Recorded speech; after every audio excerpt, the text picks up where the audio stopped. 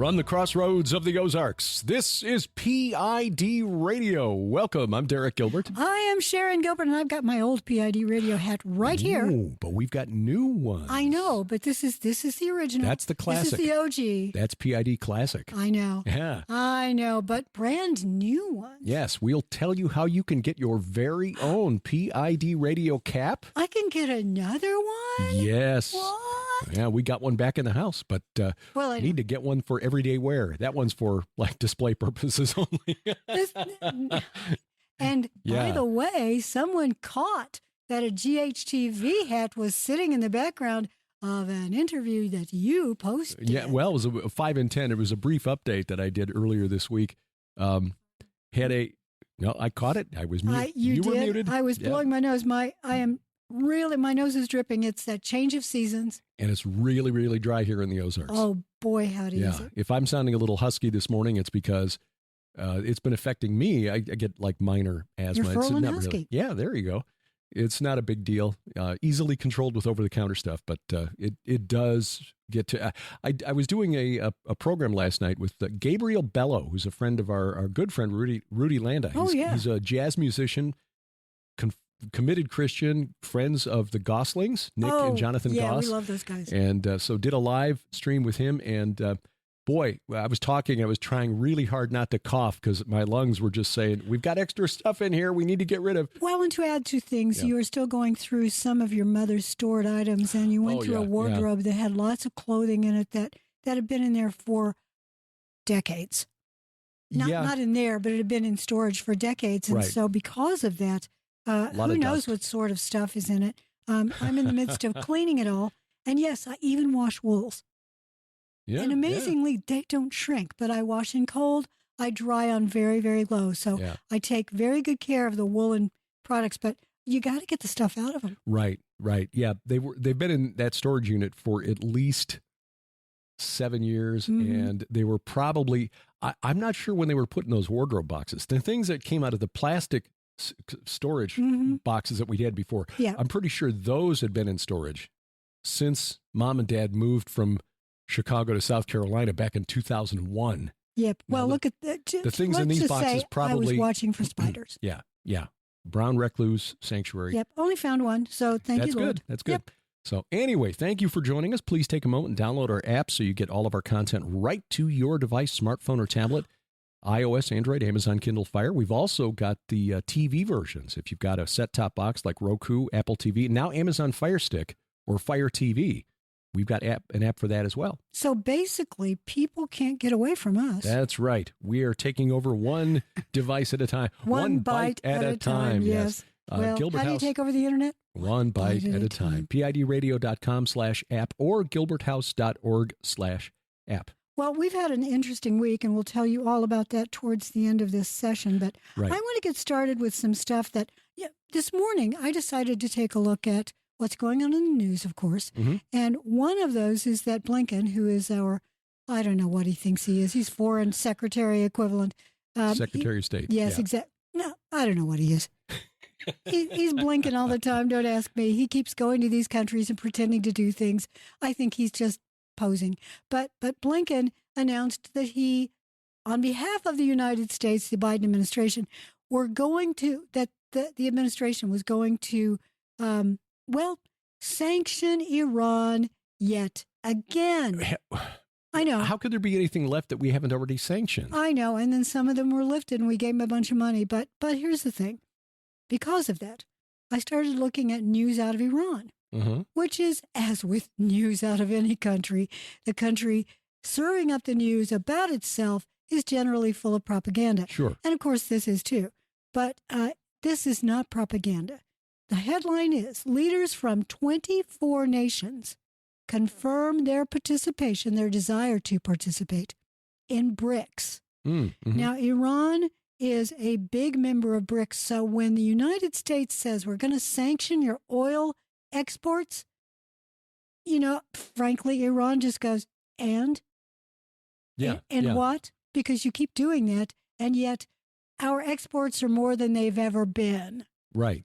Because other countries have stepped in to buy. Yeah, we talked about this off and on, and I bring it up on 5 and 10 on a fairly regular basis because BRICS, in terms of what they call purchasing power parity, which is the gross domestic product then adjusted for the average cost of goods and services in that country, because you can't compare the price in the United States, for example, with the price of things in Iran and so on. But in terms of purchasing power parity, BRICS now exceeds the G7, which are the 7 leading economic powerhouses in the world: United States, Canada, United Kingdom, Japan, Australia, France, Italy, I think, Germany. So it's they're already doing well. And I think the driver behind this of other nations now wanting to join BRICS has been the United States' use of the dollar, which is the de facto world's reserve currency. Most world transactions, especially oil, are conducted in U.S. dollars. So countries have to hold some of their reserves, their cash, in the form of U.S. dollars so they can buy oil or whatever else they're trying to buy. That has allowed the United States government to print money like crazy because there are always countries out there in the rest of the world that have to soak up dollars, store dollars, which kind of soaks up the excess money. Inflation is not necessarily the amount of money that's been printed. It's the amount of money in circulation, or what they call the velocity of money. Velociraptor of money. Yes, exactly, which has rapidly increased since the lockdowns. We were handing out, stimmy checks left and right. Yeah, helicopter money. Helicopters flying over the country, just throwing dollars out to stimulate the economy. That has led to the inflation we've had here in the U.S. and around the world in the last few years. Now, when the United States starts freezing the assets of other countries, using the dollar as a weapon, this discourages those countries from holding dollars and transacting business in dollars. BRICS is offering an alternative. They're working on developing a currency, a sort of a basket currency there, also a digital currency. And besides the fact that they've got a big chunk of the world's natural resources between Russia and some of the new members like the UAE, Saudi Arabia considering membership, Iran, which is now a member, which has large natural gas holdings.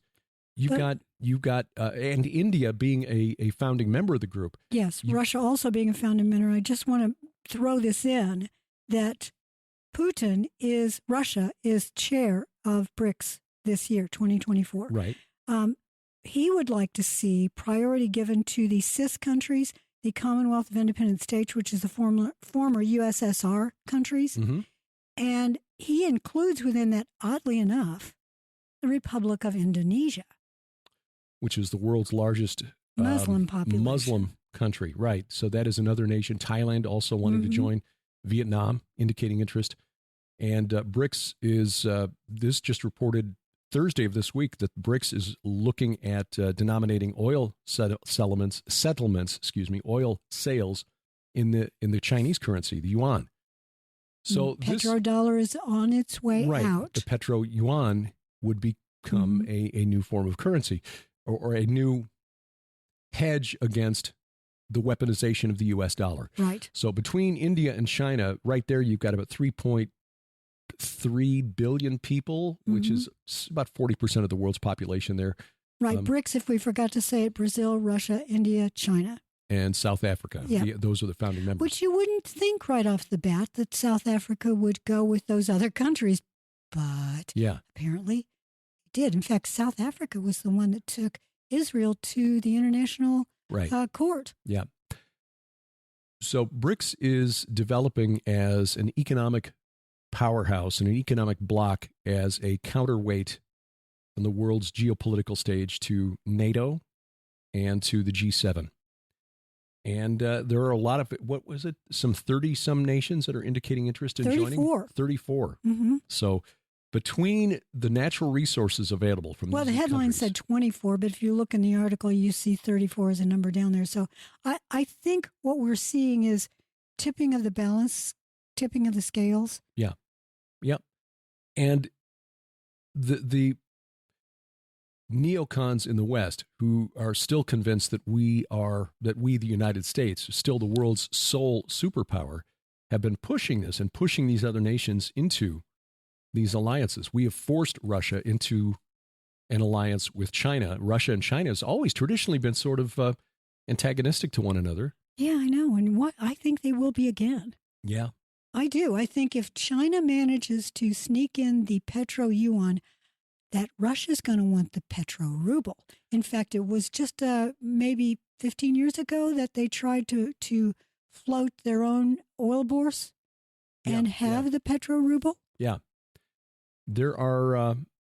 So this is something to watch because the United States has come very close to overplaying its hand. And again, when you mentioned Blinken announcing more sanctions on Iran, it's like we've been sanctioning Iran for years because we keep hearing that Iran is just, X number of weeks or months away from having a nuclear weapon. So we're going to slap more sanctions on them. More sanctions, more sanctions. Now, of course, there were reversals in that policy over the last decade where very infamously the Obama administration sent pallet loads of cash to Iran to try to appease and then reach the nuclear deal with Iran. This was restarted, that negotiation, under the Biden administration, and Norano is his name. Gabriel, I think, is his first name. Anyway, he was an advisor to the State Department on dealing with Iran during the Trump administration. He sounded the alarm that the chief negotiator that Biden had put over there in Iran was giving away the store. And this fellow was saying that colleagues that he'd worked with in the State Department were telling him behind the scenes, he's basically conceding on everything that the Iranians want. Well, it turned out now he's under investigation by the FBI. This negotiator, not the guy who was blowing the whistle, but the negotiator was, for apparently slipping more information to Iran that is legally allowed, is not legally allowed, much less geopolitically wise. So, but yeah, BRICS is drawing in more people. Iran is now a member of BRICS, but then you've got Azerbaijan, Malaysia, Thailand have applied for membership. Venezuela wants to become a full member during this coming meeting, and Venezuela's got a lot of oil. Venezuela's oil reserves actually surpass those of Saudi Arabia. Mm-hmm. So, yeah, this is becoming a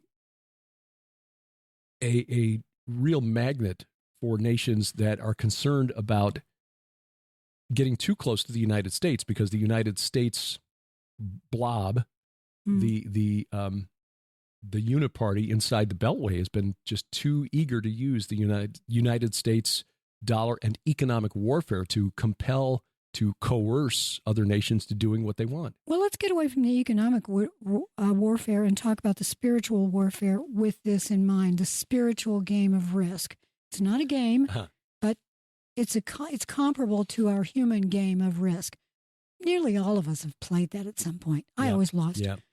But the spirit realm, they take it very seriously. Mm-hmm. The Lord God Almighty takes it very seriously. However, he's won long ago.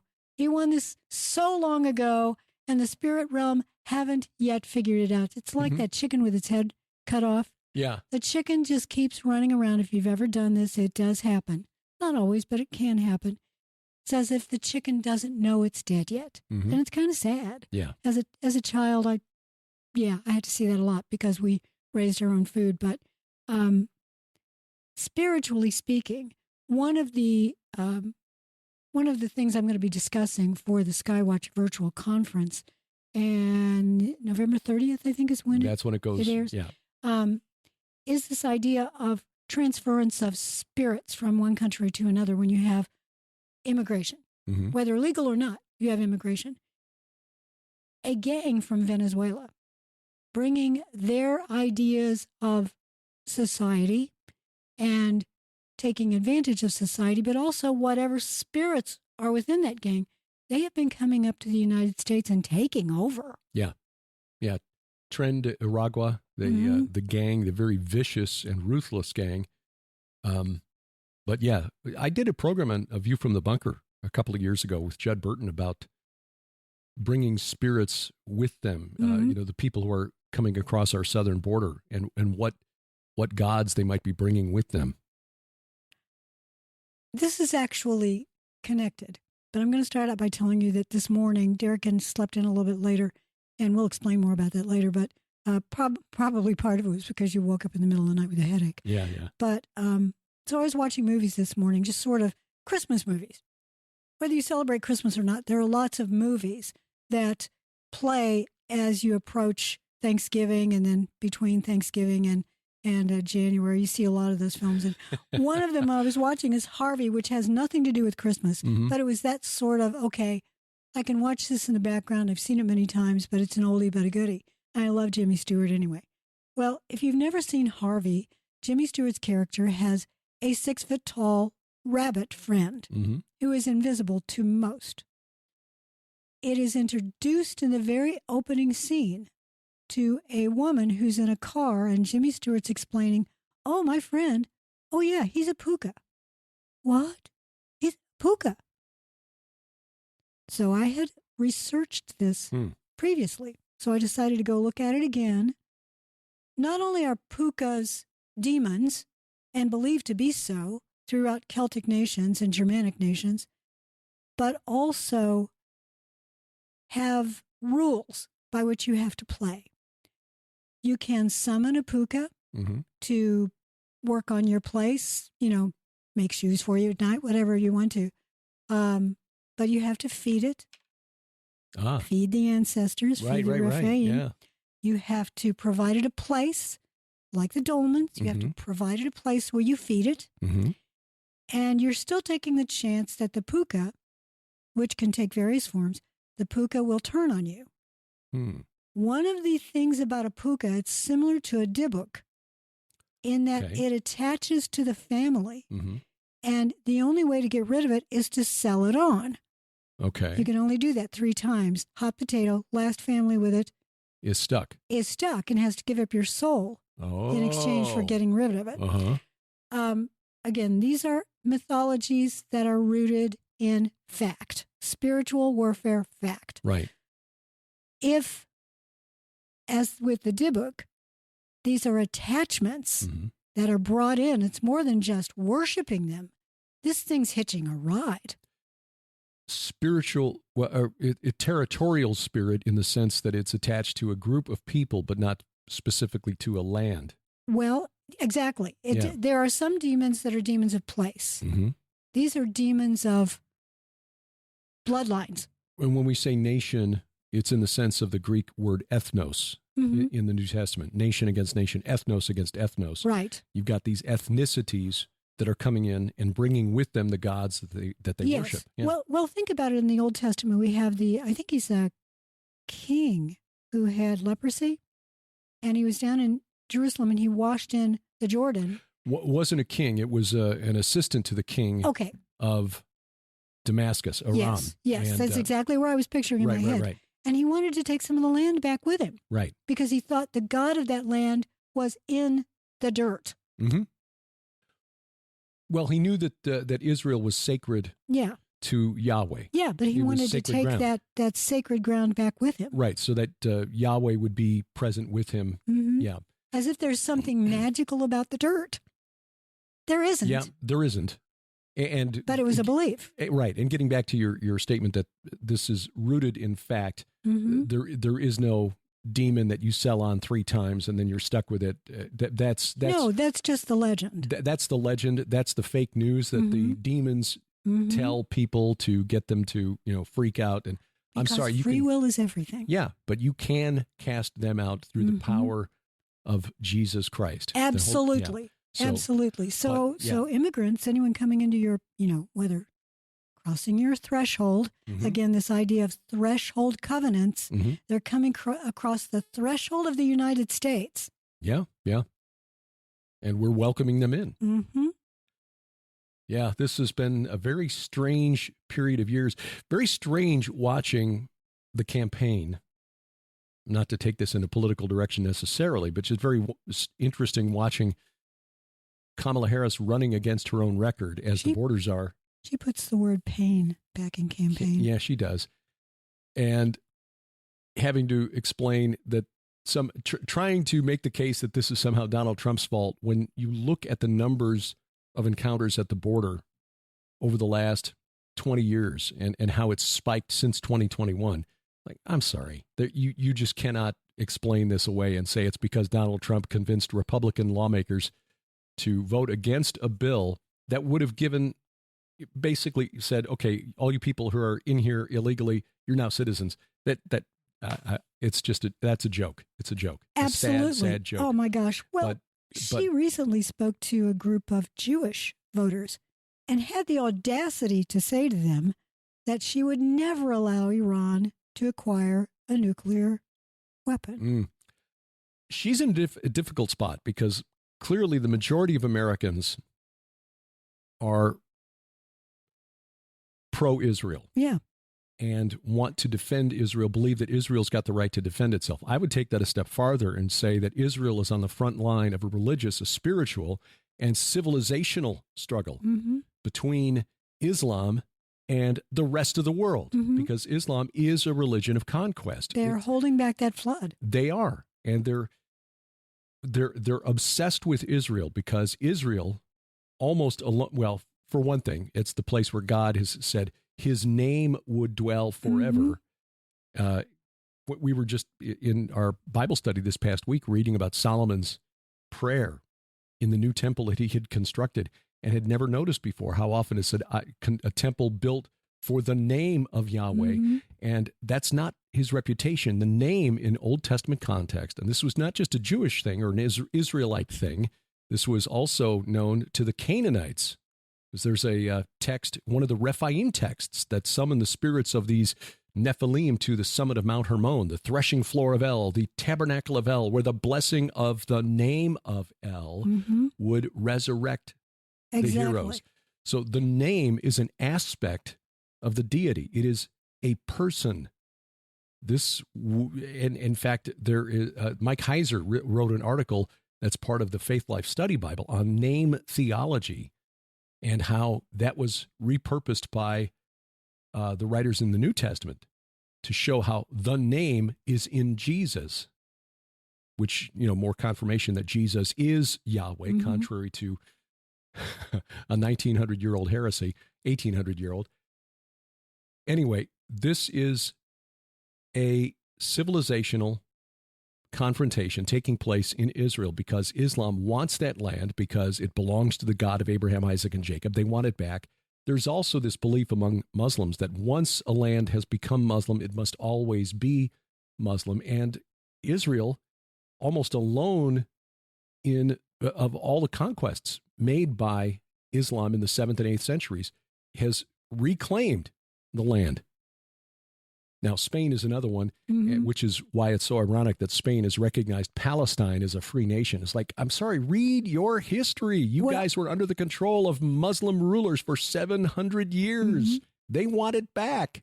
They think it belongs to them. Parts of Eastern Europe and parts of mainland Europe. Yeah, were Muslim. The Crimean War was all about that. Yes. That's why countries like Russia and Hungary are very sensitive to that, even though Russia has been backing Iran and backing the anti-Israeli forces. It's mainly because Russia has been pushed away by the United States. The neocons are saying, no, we're not.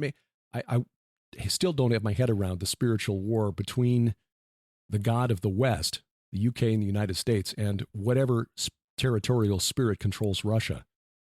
Because just looking at it from a logical geopolitical sense, we've got a lot more in common than we do as enemies. And it would make a lot of sense if Russia were part of the bloc, including NATO and the West. I think it's about the spiritual game of risk that is being played. Yeah.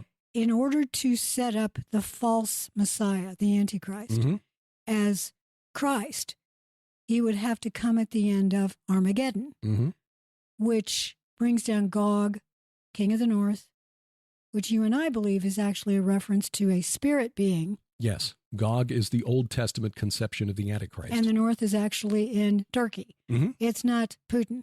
But if you want to make it seem like it's Russia, as some scholars are believing, then you have to set him up as the boogeyman. Exactly. And there are a lot of Bible teachers that we really respect who just sort of take the Gog is Russia or Magog is Russia as a given, including, Chuck Missler, Tom Horn, Arnold Fruchtenbaum. I think Tom was moving away from that, though, before he passed away. You and I had many conversations with him, and he just, that makes sense. Because this was something that Mike Heiser pointed out. Exactly. North in Hebrew, Tzaphon, refers to Mount Tzaphon, which was the mountain that was sacred to Baal, yes, who was the storm god, who Jesus identified as Satan. In other words, it's a supernatural north or a cosmic north, if you will, because this is a supernatural war. The war of Gog and Magog, the war that ends at Armageddon. That is a supernatural war with supernatural players in it. That's one of the things I talked about with Gabriel Bello on his program yesterday. I'll have to find the link. I will make myself a note. Find the link. Notes. Yep. Streamed live to his YouTube channel, because I talked about this last night, how the Nephilim and the Rephaim, and the difference between those two is that the Nephilim is the term used for the pre-flood giants as they walked the earth. The Rephaim are their spirits. Afterward, there were tribes that were referred to as Rephaim. In our view, that's because they venerated or worshipped the Rephaim, which we know took place among the Canaanites, because there are Canaanite texts that say so explicitly. By the way, some of the Nordic puka, the equivalent to the puka, were giants, and they were cannibals. Really? And they had as many as 6 fingers. Well, that's not a coincidence. No. So Gabriel asked a really important question. Why is this relevant to us? And I pointed to Ezekiel 39, verse 11, because that's the end of the war of Gog and Magog, where God says he's setting aside a place for burial in the valley of the travelers east of the sea, and it will block the travelers. Verse, let me bring this up here so I'm not messing it up out of memory. On that day, which is a phrase in the Old Testament that means the day of Yahweh, the day of the Lord, when he comes and fights on the battlefield. In other words, Armageddon. On that day, I will give to Gog a place for burial in Israel, the valley of the travelers east of the sea. It will block the travelers. And travelers was a word used by the Canaanites to refer to the spirits of the Rephaim. So it would appear that you've got these demonic spirits of the giants, the Nephilim, who are fighting in the army of Gog, of Magog. In other words, they are the army that comes against Israel at Armageddon. Now, we probably need to take a break soon. Yep. Pretty close. Kind of thought so. Before we go to break, though, I want to bring up something that's connected, but seems like it's not. Oh, you're good at that. Well, here's the headline. King Arthur may have been LGBT because he once wore women's clothing, and this is all according to a Welsh council that have included him in LGBTQIA yippee-ki-yay historic figures. I've done a lot of I know, so have I. So have I. But I bring this up as connected because we're also seeing, by that I mean I am seeing, lots of headlines lately talking about how Arthur is messianic. He is the Celtic, sort of Anglo-Saxon version of Messiah. Yeah. I wrote the once and future king. Yeah, I know. It's why I bring Arthur into the Red Wing saga. I see. It's why that's a drumbeat that appears every once in a while. Yeah. Well, we'll talk about King Arthur, the once and future thing, as PID Radio continues. Our new book, The Gates of Hell, is available now, and we have a special offer on it at the Gilbert House store. You're not going to find a deal like this anywhere else. You're going to get the book, which is a $21.95 value. You're going to get 3 DVDs. More than 12 hours of video content, plus the book for just $45. That's half price. That's half price because the whole package at retail is over $90. The Gates of Hell tackles mysteries like where was Jesus baptized and why did he choose to get baptized in a place known as the Land of the Serpent? Oh my goodness, you want this deal. This is the kind of thing that you can share with your friends, share with your pastor, read again, because trust me, the source information that Derek and I used for this, you're not going to find it anywhere else. Right. It's not just an archaeological or historical curiosity. It is relevant to us today. Again, a special offer for the month of October only at gilberthouse.org/store. Shall we begin?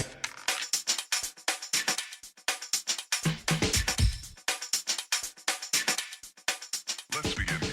Welcome back to PID Radio. I'm Derek Gilbert. I am Sharon Gilbert, and we want to remind you that we've got lots of deals in our online Gilbert House store, and that includes hats and T-shirts and mugs. Oh, yeah. Thanks to our friends at Light Hive Creations, our good friend Kenny C. and his fiancée, Gidget Manning. Thank you. T-shirts, hats, mugs, very, very well done. These are done by hand. These are not like mass-produced, so you order them. They're made essentially as needed. Baked fresh that day. Yeah.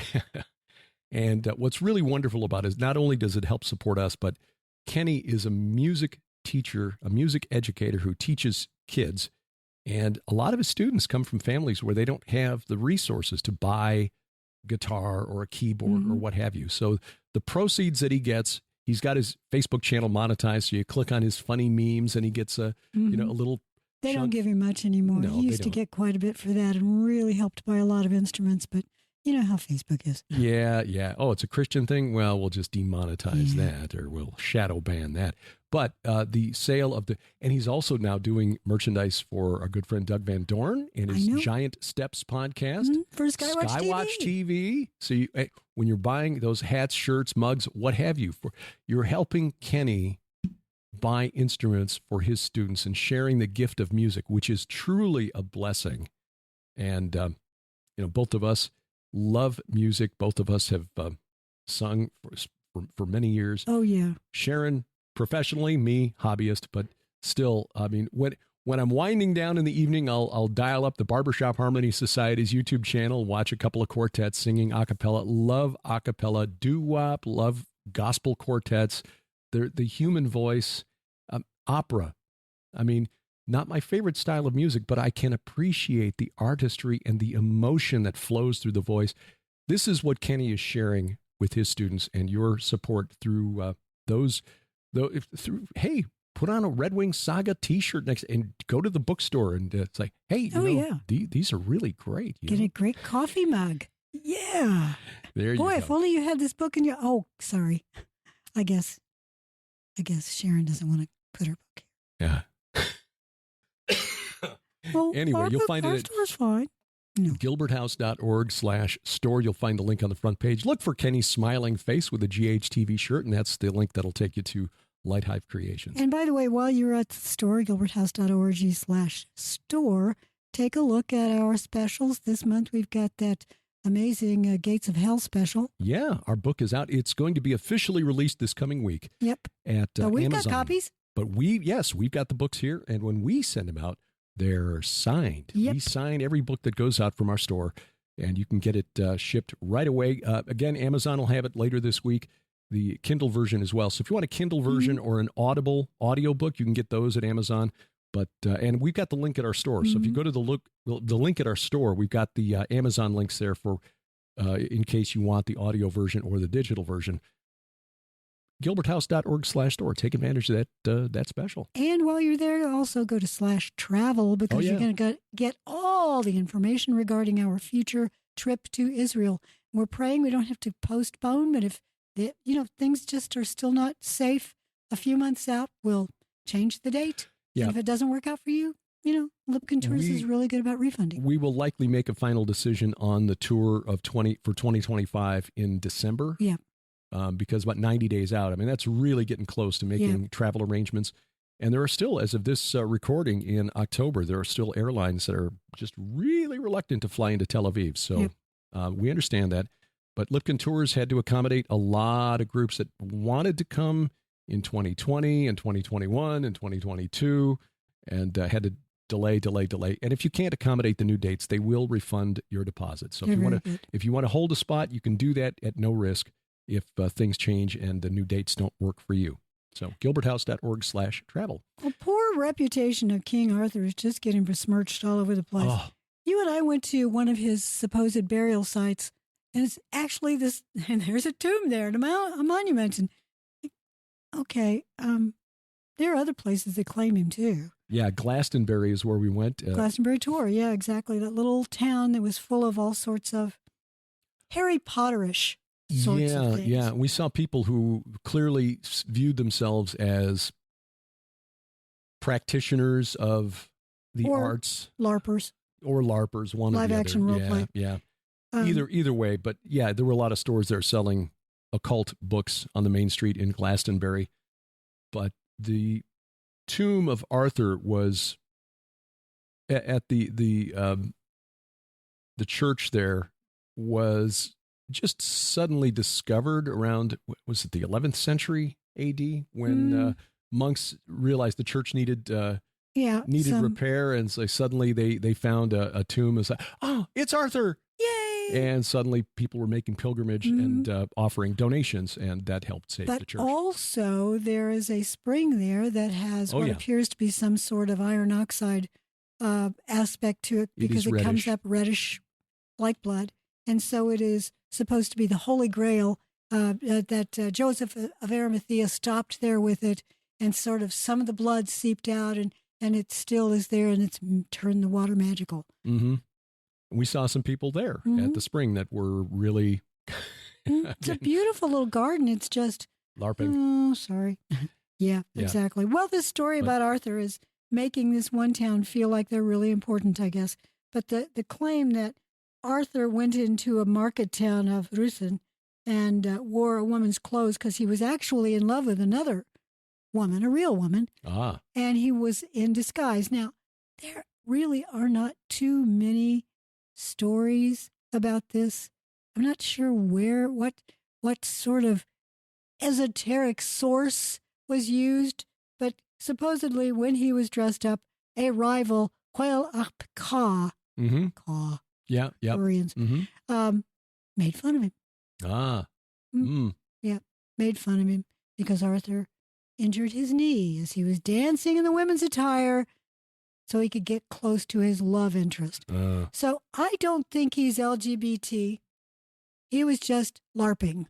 Yeah. He was pretending to be a woman so he could get a woman's attention. Mm-hmm. Well, I think some people today are actually LARPing when it comes to that sort of thing. But it's a sad thing. I do think that. Yeah. There's a lot of history that is being rewritten to try to tell a narrative. I mean, we're supposed to believe that within the last couple of years, stories come out that claim that Abraham Lincoln was gay. That because he had a good friend that. But this is a very old thing. We're King David, and Jonathan. They're friendship. Not here to defend themselves. Right, you can say whatever you want to. Jonathan thing. Yeah. 12th century, by the way, is when that tomb at Glastonbury Abbey was found. By the way, there was a fire that had destroyed some of the buildings. That's right. Yeah. Well, hence the fact that it's just a shell of its former self. Mm-hmm. One of the things that I meant to mention is today is October 12th, which is actually Columbus Day. Yeah. And yet I've seen very few stories about it today. Good point. I'd forgotten about that until you just mentioned it. Is it even mentioned on the calendar come Monday? I mean, Apple's holiday Discovery thing. Day. Yeah. I don't know what it's called these days.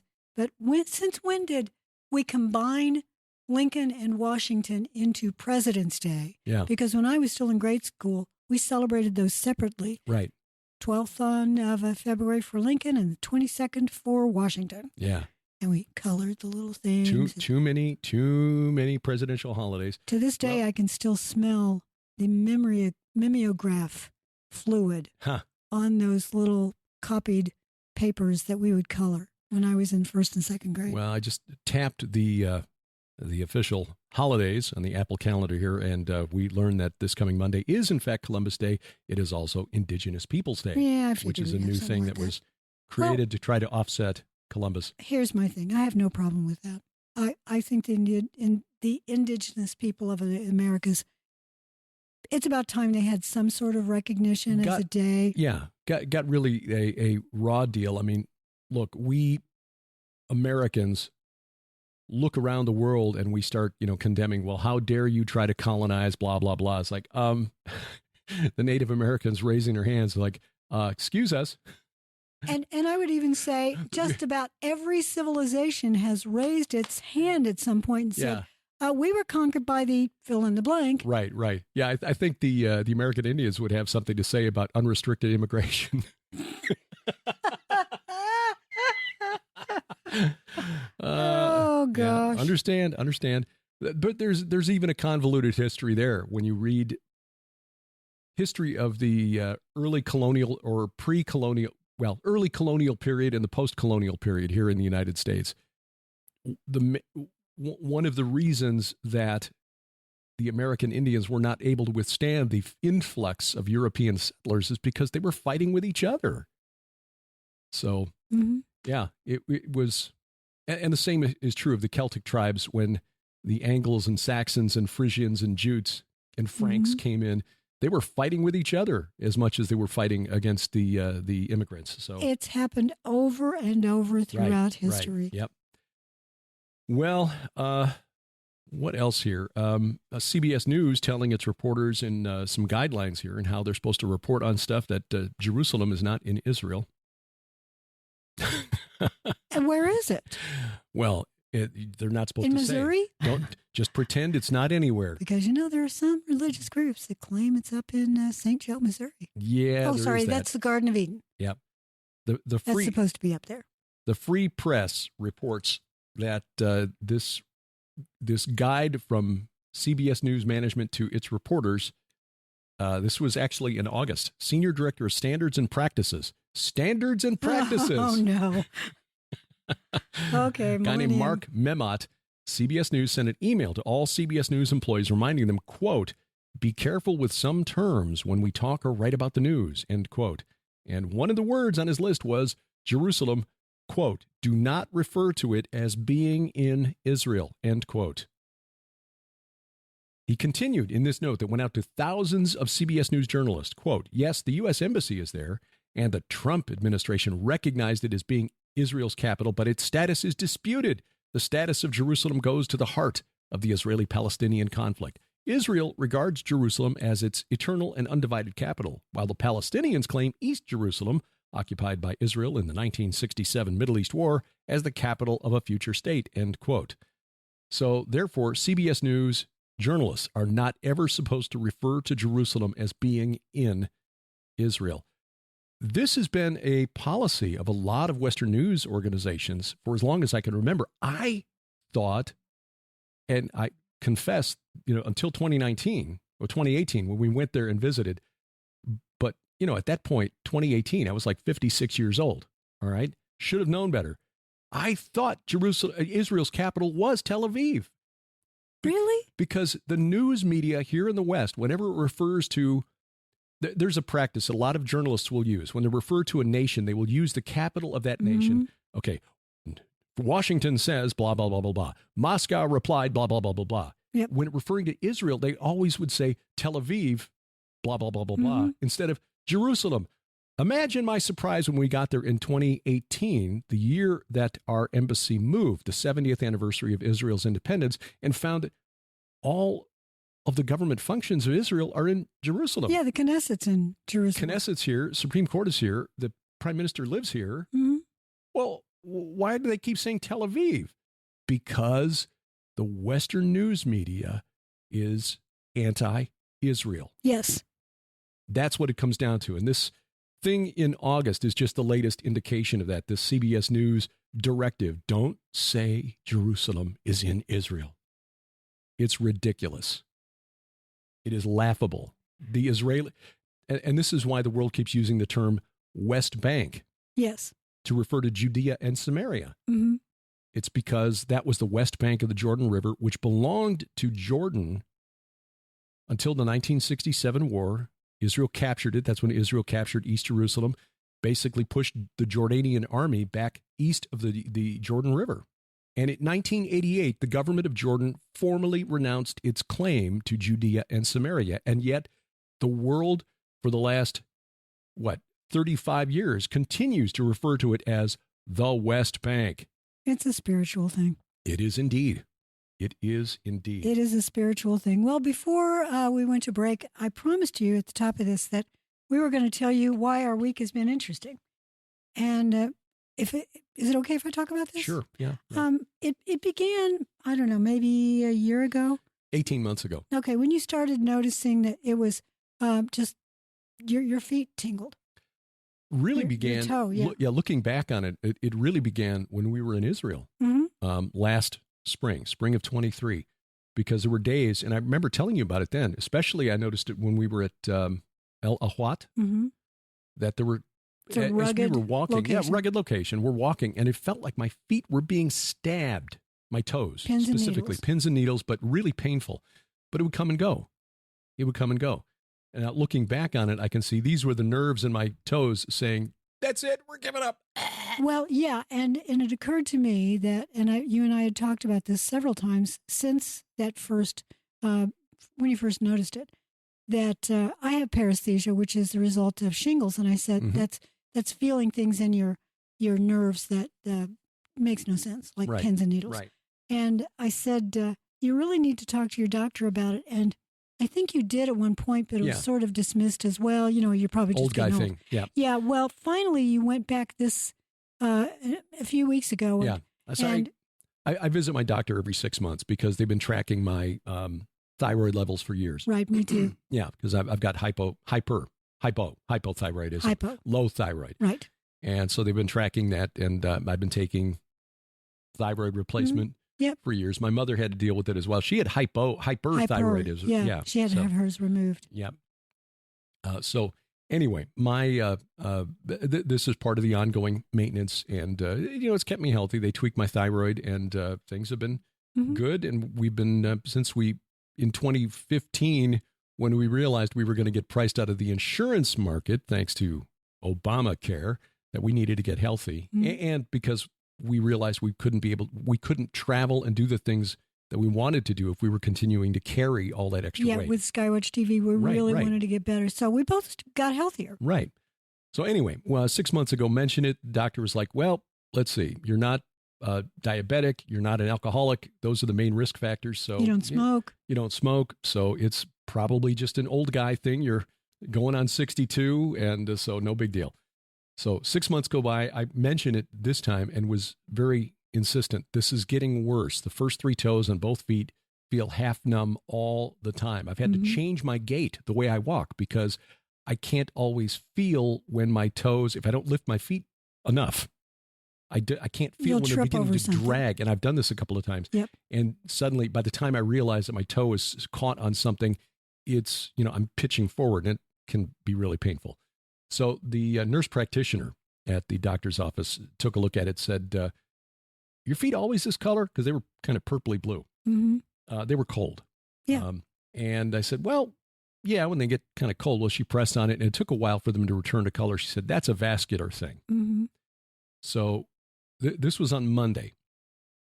So they said, we want you to go and get a CT scan and an ultrasound. And as they were scheduling it, they say, no, we want you to do this tomorrow. So I had to drive to Springfield. The order was marked stat. It was marked stat. Yeah, this wasn't like, okay, when you get some time in the next few weeks. No, it's we want you to go tomorrow. So I had to go to Springfield, which is about an hour from where we're at, a little less, for the one scan, the CT scan, and then had to drive down to Branson for the ultrasound because Doppler imaging. Good news is they found I'm not pregnant. Oh, so that's hallelujah. Good. Yeah. Because they couldn't get me in the same imaging center on the same day for the scan. So anyway, so I spent all of Tuesday basically driving around, and turns out they on my way back from Branson, I got a phone call from the office of a vascular surgeon. Said, yes, you've been referred to us. I'm like, vascular surgery? Why? Well, I'm not sure, but they want us to schedule an appointment for you as soon as possible. And so you had to go on Thursday of this week. Right. And they wanted me to go in on Wednesday. But Wednesday, we were shooting all day for a couple of documentaries that are forthcoming, one for Skywatch TV, one coming from us. We'll tell you more about those as we get closer to release dates. Both of those, I think, are going to be pretty Yeah, I know. They powerful. were really fun to do. Anyway, so I got in on Thursday, and the vascular surgeon said, okay, what we found are two what are called saccular aneurysms in your left iliac artery. The artery that descends down your right hip. My left hip. Oh, is it your left? Left hip, yeah. And the aneurysms are relatively small. One of them is about 2.6 centimeters, and the doctor said the surgeon said that one is clotted off, so it's not at risk of bursting. The other one, 2.4 centimeters, is not. He did say that there's some calcification, hardening of the artery on the outer wall of that one, so it's at low risk. The size is also at very low risk for bursting. Hardening of the aneurysm. Yes. Not of the artery. Not of the artery. That's different. Yeah. So the aneurysm, because of the size and because of the hardening of the wall there, very low risk of bursting. But this is the kind of thing that if it does burst, according to what I've read, and the doctor concurred with this, his words were, it would be a coin flip if you made it to the hospital in time. If you knew that very second, we couldn't get to the hospital. Exactly, especially where we live out in the country. But even living in the city, the mortality rate when one of these bursts is between 33 and 50%. Yeah, the pressure in an arterial space is pretty high. Right. And you bleed out very quickly. Right. So. We don't want that. No. And I told the surgeon this just because, I'm thinking, cost benefit analysis in my head. Yeah, because you don't have Medicare yet. Right. And Sharon is, covered by Medicare. So our expenses there with her are very manageable. But for me, we've just been very blessed that I've been healthy for the last 8 years. And I know many of you out there listening, if you don't have insurance through your workplace or you haven't reached my age of Medicare eligible, you also, many of you I know, are in the same boat because when everything changed from private to supposed. Yeah. Yeah. You can keep your doctor if you want to. No. And it was extremely expensive. Yeah. We priced it that first year. And because of the income bracket we're in, and we're not getting rich by any means, but we, according to their calculations, we were just past the cliff where we could have gotten all of it paid for. Government subsidies to cover most of it. We're not touching anything. We would have been out $27,000 a year for premiums and deductibles before anything got paid. In. So I'm like, why would we pay $27,000 a year? I mean, if we suddenly come into a situation where we're billed that for a hospital, the hospital will set up a payment plan and we'll take care of it that way. And they give a discount for self-pay. Yeah, and that's the other thing. The self-pay discount is about a third with the hospital group up here. So bottom line is you're going to have surgery. Coming November 8th, yes. Friday, November 8th, I go in for surgery. And they will put in essentially a stent. It's not exactly like a stent, but it is something that will go in and replace the inner wall of the. It doesn't replace it. Actually, you're sliding a sleeve inside the artery. You're shoring up the artery in case. Right, so that blood is bypassing the aneurysm, and so that artery is not at risk of bursting. Obviously, there's some risk anytime there's surgery. As my dad once wisely said, a minor surgery is a procedure on somebody else. So, but I'm not concerned or worried about it. They'll knock me out, so I won't have to be awake. I had hoped to make it through this life without having surgical implements inserted into my groin, but sadly, no. My dad had an angioplasty. There are guys listening to this right now that are going, ah! Yeah, exactly. My dad had an angioplasty after a heart attack back in 1989. And, procedures have improved since then. There have been new developments. Yeah. So he said that he had to be strapped flat to a table for like 18 hours while that was just in case when they reinflated the artery with the angioplasty, the little balloon, that they had to go in and do it again. So it's much faster now. It is faster. Even 25 years ago, I observed it when I was studying medicine or pre-med, and it, I think, was over and done in an hour. Yeah. Well, according to the surgeon, I will be flat on my back for about 4 hours. So that's not too bad. And I suspect I'll be anesthetized during part of that time. So we're telling you all this to let you know that we appreciate your prayers.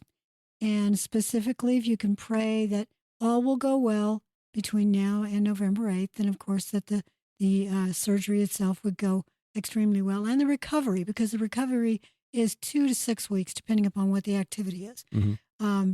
2 weeks to do pretty much very little, and then after that, you have to be careful. But we neither one of us, we had even talked about this prior to your visit to the doctor, mm-hmm. and prior to the diagnosis. You and I had been saying to one another that, I don't fear death. It's just going to be with Jesus. I mean, come on, who doesn't want to go there? Yeah. And neither do you. It's just that we want to do all the things the Lord has called us to do. We want to work. Yeah. And I think both of us feel the same way, that leaving the other one alone in this world is something that neither of us wants. Exactly. I will fall on that grenade. If you go first, I would prefer that you go to be with Jesus first, and I'll carry on until the time he calls me home. I don't want to leave you here alone. I will tell you this. I have no fear of that either. Whatever the Lord has in mind for us, I'm ready for that, because he has been so incredibly wonderful, protecting us in circumstances that we didn't know exist, like this barn nearly burning down. We didn't even know it. Things like that the Lord has been there supernaturally protecting us. And I know if you are listening to this now that there have been times in your life where the Lord has supernaturally protected you. So it's really easy to it's really tempting to go through life and worry about the things you see ahead. Yeah. And instead of trusting in the shepherd that you're following, that he's going to take care of that. Mm-hmm. Not only those things that you see ahead, but those things you don't. Yeah. And you pointed this out, which speaks to, I shared this with Eileen, who watches Grace and Glory on a regular basis. She's Aunt Eileen. They love going to visit Aunt Eileen, and she watches our dogs when we have to travel. She'll be watching them while we're up in Springfield, as I'm getting the surgery in a month.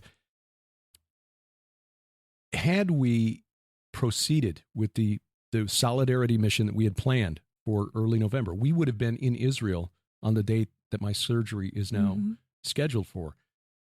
Had I not mentioned the neuropathy, and according to what we saw in the scans, or what the doctor saw in the scans, there's not a lot of restriction of the blood flow to my feet.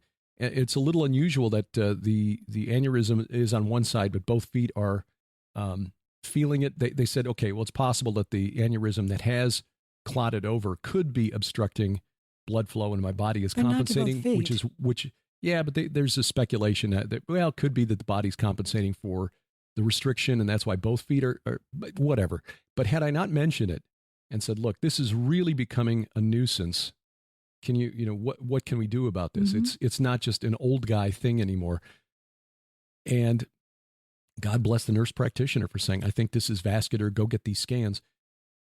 We would not have had the solidarity mission anyway, had I not mentioned it, and that solidarity mission had been ongoing. We could have been overseas when something had happened. Well, exactly. And these aneurysms are often silent. Yeah. And you only know about them when it's too late. Right. So the Lord allowed for this to be detected before it became an issue, because we were looking for another problem. Why are my feet tingling? Mm-hmm. Oh, you've got this other thing going on here that we really need to address pretty soon. Now, I will say, he did prescribe something for neuropathy, and that seems to be helping. It does. It kind of mediates the symptoms.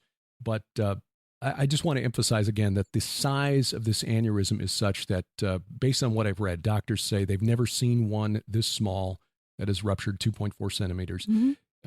In fact, there are countries like Japan that don't even recommend until it gets to bigger, 3 minimum, but usually 4 or 5 centimeters. which is when they're at risk of bursting. So this is really an early stage intervention to prevent it from getting to where it might become an issue.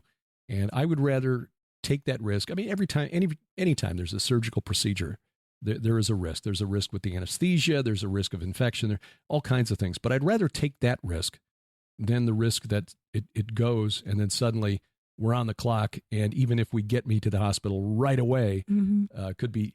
And it's not because I'm afraid of what would happen if. Because as you say, I mean, okay, as a Christian and a believer in Jesus Christ, he's gone ahead of us to prepare. I'll see my dad again. I know. I'll get to meet your dad. I know. You'll see Tom again. And Mike. And Mike, yes. And many other friends who've gone on before. Rob Skiba, Chris Putnam, your mother. Yep. So that doesn't, I'm not afraid of that. No. But just want to work as long as we can to share this hope that we have in Christ. Yep. And so that's what this is all about. So if our work schedule gets a little inconsistent over the next 4 to 6 weeks, this is the reason why. Yeah. It very well may, depending upon what all you've got some other things scheduled that have to be done, blood work, things like that. Yeah, EKG, another scan. Yeah. Right. So it's hard to say what's going to happen, but I know many of you are dealing with health issues of your own. And that's where you can ask for prayer. If you have already downloaded our app and if you've not yet chosen to join the conversations in that little forum area, it's just top right of the app. You'll see 2 little balloons like talk balloons. Go in there and you can sign up for various areas, prayer requests being one of them. And I have noticed that there's a huge community in there. And we asked for prayer for Derek in that area and wanted to bring it up to you, not because we're whinging. It's because we know we are called to minister to one another, to pray for one another. And we want to pray for you as well. Yeah. So if you have something going on that you just really want, if it's nothing more than just, I need to get this off my heart because it's so hard to deal with on my own, go in there and talk about it. Yeah. Make some friends. It's a great virtual congregation.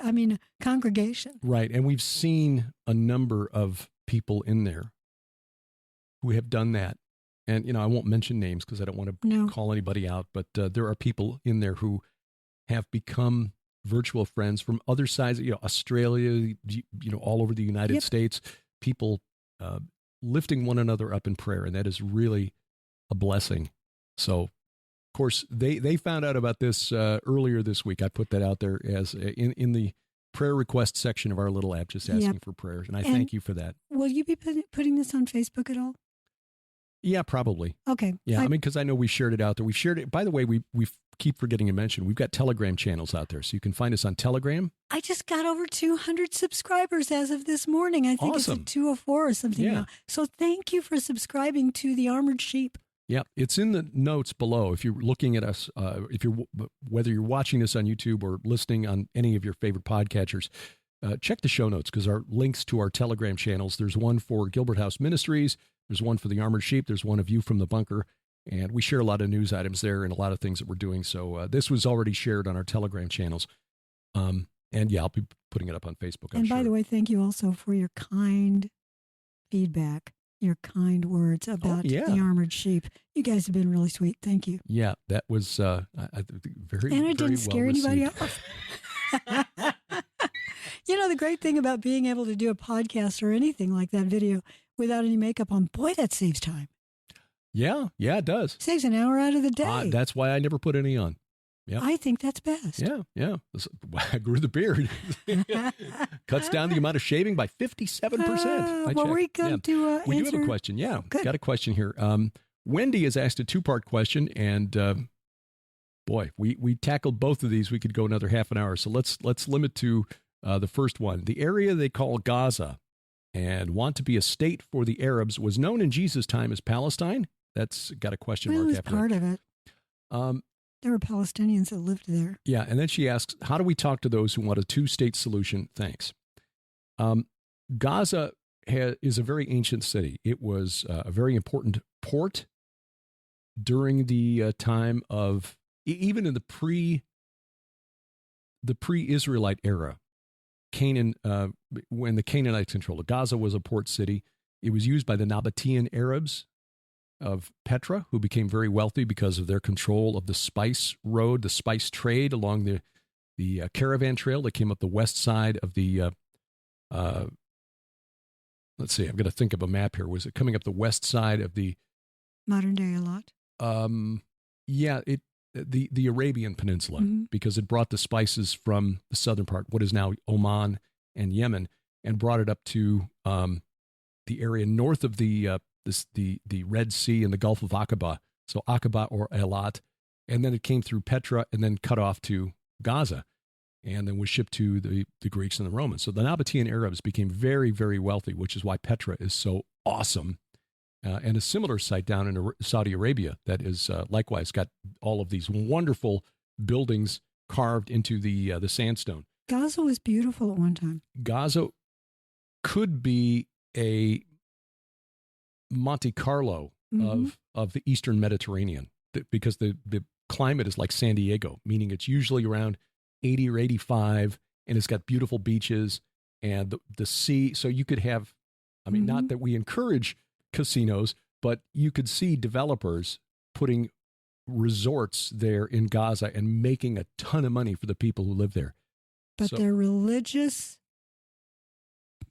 mania, the terrorist religious mania, was more important than the people. Economic development and the people who live there. Yeah. Gaza could be a really, really wealthy enclave, but they've chosen to serve the dark god. Want to talk about territorial spirits? This was the area that under the Philistines was controlled by Dagon, their chief god. Well, Dagon, in my book, The Second Coming of Saturn, you see is the same entity known as Molech, El, Kronos, Saturn, child sacrifice. Okay. Shemiyaza, who led the rebellion on Mount Hermon and who comes out at the end as Apollyon and Abaddon. And they worshipped a version of Ishtar. Version of Ishtar, yeah. In fact, even into the Christian era, there was an aspect of, or another name for Dagon called Marna that was worshipped as late as the 5th century AD, prior to the Islamic invasions in the 7th century. So this area, it was not called Palestine. No, you're right. The Romans called it that, Palestina. But not until after the Bar Kokhba rebellion in the 2nd century. Yep. So we're talking 100 years after the death and resurrection of Jesus, when Simon Bar Kokhba led a rebellion that kicked the Romans out for a couple of years. Then the Emperor Hadrian got his best generals, a couple of legions, went in there, crushed the rebellion, and deported about 900,000 Jews, and said, we're not even going to call it Judea anymore. We're going to rename it Palestina, which was based on the name of the Philistines who lived around Gaza. So, no, it wasn't Palestina in Jesus' time. It wasn't until a century later, and it was only changed because of the Bar Kokhba rebellion. So how do we talk to those who want a two-state solution? Diplomatically, but the fact is, because of those who control the Arabs in that region, and the fact that Islam says if it was once Muslim, it must always be Muslim, there can never be a two-state solution, because the second state, this independent Palestine, will exist for the sole purpose of eliminating Israel. I think one question to ask a supporter of the two-state solution would be, and how will that fix things? If there were two states there, how would that bring peace to the region? Yeah. Because the terrorist organizations would still exist. Yeah. One of the things, this is one of the documentaries that we're working on this week. This will be coming out later, either later this year or early next year, depending on how long it takes us to produce it and put in the film and the B-roll and so on. In 1947, when, well, I kind of go through the stages from 1922 in the League of Nations Charter. The League of Nations, which was the predecessor to the United Nations. The League of Nations failed. United States was never part of it. The League of Nations Charter, like their constitution, included an article that said there would be an independent Jewish state in Palestine. The original one did. So the League of Nations Charter originally said that the Jews would get a national homeland in what is now Israel and Jordan. And then they changed it. That was in the 1919 charter. When it went into effect in 1922, they said, no, okay, only just west of the Jordan River. Yeah. And then as the Arabs who lived in the region, even though they'd gotten independent states because they'd been under the rule of the Ottoman Turks for about 400 years, got independent states in Jordan and Syria and Iraq and, oh yes, Arabia, which is where they're from. They wanted that little strip of land west of the Jordan River too. And so they began committing acts of terror against the Jewish settlers. And they outnumbered the Jews there first like 5-1 and then 2-1 by the time of 1947's UN vote. The settlers who, by the way, had bought the land. Who bought the land, right. So... And paid a high price for it. Yeah. The British had been given what was called the mandate, the British mandate to administer the land until such time as an independent Jewish state could be set up, which happened again in 1948, May 14th. The Brits had originally said, okay, we will administer the League of Nations mandate. Israel, or the new state of Israel, will be everything that today is west of the Jordan River. But then as the Arabs started getting violent, and then oil was discovered in Bahrain, Kuwait, Saudi Arabia, and British Petroleum wanted to get its hooks into that and make a lot of money. Suddenly it's like, okay, well, maybe we can divide the land and give part of it to the Jews. This is actually a really deep subject to understand the background behind this and the frankly treachery that was taking place. Yeah. You've got a video that they could watch now. The presentation you gave in Ohio. I don't think that's open to the public. The one that I did on our trip to Israel, it actually kind of goes into a little bit of it at the beginning. Well, whichever it is, if you've got, just for now, if you're interested in this topic and you want to learn more, our dogs are in the house right now, and I worry about them, not the house. Right. I'm worried about them because right now they're in the crate. Gotcha. They're used to sleeping in the crate overnight, but not necessarily here. One sentence to finish this up. The bottom line was this, that the Arabs were presented with this plan in response to their violent opposition, and they rejected it. They said, we're taking all or nothing. So a two-state solution, they were offered a two-state solution back in 1947, and they said, no. Which is why I say we'll change nothing, because they want it all. Exactly. They want, basically, river to the sea means bye-bye. Eliminate all the of Jews. Jews. Right. That's what it means. So that is how we discuss this. Just go back and look at the history.